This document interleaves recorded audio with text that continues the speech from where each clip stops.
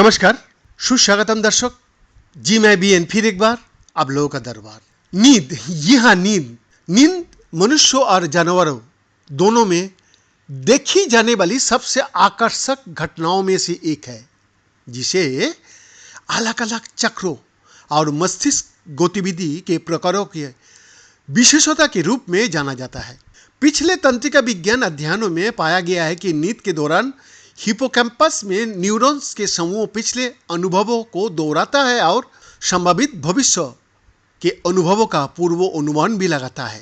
L school of medicine के शोधकर्ताओं ने हाल ही में एक अध्ययन किया जिसमें यह पता लगाया गया कि हिपोकैम्पस में ये तंत्रिका समूह किस प्रकार अनेक अनुक्रमिक अनुभवों को या दूसरे शब्द में विशिष्ट क्रम में घटित होने वाले अनुभवों या घटनाओं को दर्शाता भी है।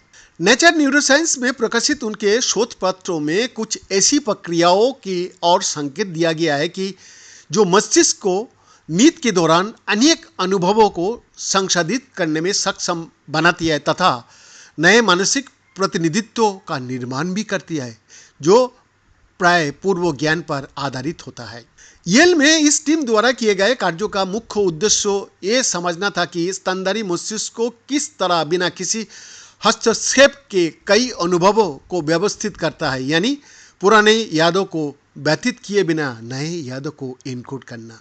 जी हाँ, शोधकर्ताओं ने यह भी पता लगाने का प्रयास कर रहा है कि दिन के दौरान होने वाले कई अनुभवों को यादें बनाने के लिए मस्तिष्क की क्षमता क्या है और ये नींद के दौरान नए प्रतिनिधित्व कैसे उत्पन्न करता है।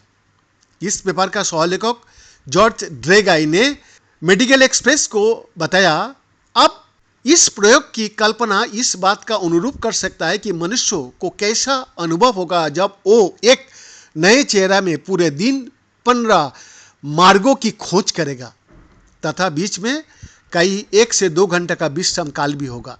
इस परिदृश्य में दिन का अंत में लोग क्या याद रखते हैं?